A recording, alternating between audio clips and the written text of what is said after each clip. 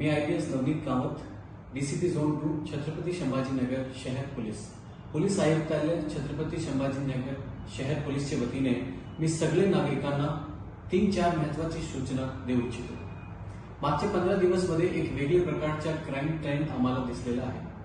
त्या crime trend मध्ये तोतिया police म्हणून एक वृद्ध महिला किंवा अशिक्षित महिला किंवा जे वृद्ध लोक आहेत त्यांच्या समोर ते तोतिया पोलीस म्हणून ते समोर जातात आणि ते सांगतात की माई आम्ही पोलीस आहे, आम्ही सब इन्स्पेक्टर आहे, आम्ही कॉन्स्टेबल आहे, अमुक कॉन्स्टेबल आहे आणि तुमचे जे दागिने आहेत ते चोरी होऊ शकते, तुम्ही हे दागिने तुमच्याकडे जवळ ठेवा। आणि त्या दरम्यान ते फेक दागिने तुम्हाला देतात, खोटे दागिने तुम्हाला देतात आणि ओरिजिनल दागिने स्वतःकडून घेऊन जातात। आता हे दागिने घेणे देण्याच्या प्रक्रिया वेगवेगळ्या प्रकारची ते वापरतात, पण प्रत्येक प्रक्रियेमध्ये ते दाखवतात की ते पोलीस आहे आणि ते डिटेक्टिव्ह ब्रांच मध्ये काम करतात, जेणेकरून ते युनिफॉर्म मध्ये दिसणार नाही आणि तुम्हाला असं वाटणार की ते वाकई पोलीस आहे आणि समोर एक क्राइम घडलेला आहे आणि आपल्याला स्वतःला वाचवण्यासाठी आपण ते दागिने त्यांना देतात किंवा ते दागिने ते एक्सचेंज करून घेतात। त्याच्याबद्दल सगळे नागरिकांना माझी नम्र विनंती आहे, नम्र सूचना आहे की पोलीस कधीही तुम्हाला तुमचे दागिनेच्या बद्दल काही विचारणार नाही।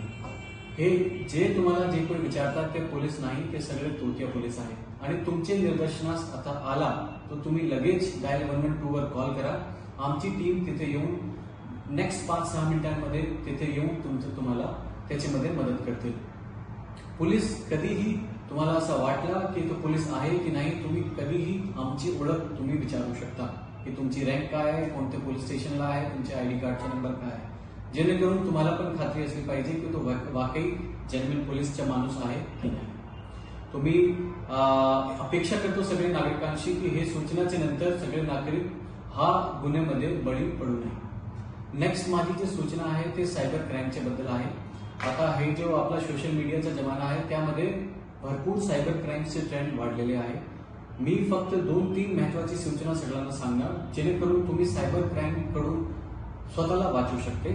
सायबर क्राईम मध्ये मेन जे इम्पॉर्टंट आहे तुमचे बँक अकाउंटचा जो पैसा आहे ते आरोपीचे बँक अकाउंट मध्ये जातात आणि त्या जाण्याच्या मोडस ते तुम्हाला लिंक पाठवू शकते, तुमची ऍप डाउनलोड करण्यासाठी तुम्हाला सांगू शकते, तुमचे जो OTP आलेला आहे टेक्स्ट मेसेज मध्ये ते तुम्हाला सांगायला ते सांगू शकते। तो हे जे 2-3 मोडस आहेत ते मी सगळ्यांना सांगू इच्छितो। फेक लिंक्स, तुमच्याकडे कोणताही प्रकारचा लिंक आला आणि तुम्हाला संशय वाटते की तो जेन्युइन आहे की नाही, कृपया करून ते लिंकवर तुम्ही क्लिक करू नका। लिंकवर क्लिक केले तर तुमच्या फोनमध्ये तुमच्या सिस्टममध्ये व्हायरस इन्स्टॉल होऊ शकतो आणि एकदा व्हायरस इन्स्टॉल झाला तर तुमची गोपनीय माहिती, तुमची पर्सनल माहिती आरोपीकडून जाऊ शकते। त्याच्यानंतर स्क्रीन शेअरिंग ऍप्स असते, समोरच्या व्यक्ती तुम्हाला हे सांगू शकतो की तुम्हाला साहेब कम्प्युटरचं ज्ञान नाही, तो मी तुम्हाला एक लिंक पाठवतो, मी तुम्हाला सगळं शिकू की कसा तुम्ही बँकच्या ट्रान्झॅक्शन करू शकते। तो कुठल्याही प्रकारच्या तुम्ही नवीन ऍप कोणाचे सांगण्यावरून इन्स्टॉल करू नका।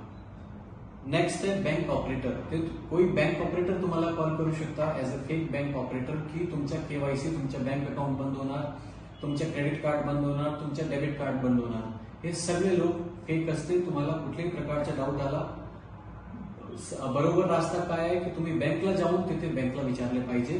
फोनवरून तुम्हाला बँक कधीही तुमच्या KYC अपडेशनचे बारे में विचारणार नाही। नेक्स्ट आहे तुमचा UPI कोड, QR कोड। आता तुम्हाला कॉल येऊ शकते की साहेब तुम्ही 1 करोडची लॉटरी जिंकलेली आहे, तुम्ही 50 लाखाची लॉटरी जिंकलेली आहे, हा लिंकवर क्लिक करा, तुम्हाला लगेच पैसे भेटेल। अशा प्रकारचे मेसेजेस ती बळी तुम्ही पडू नये।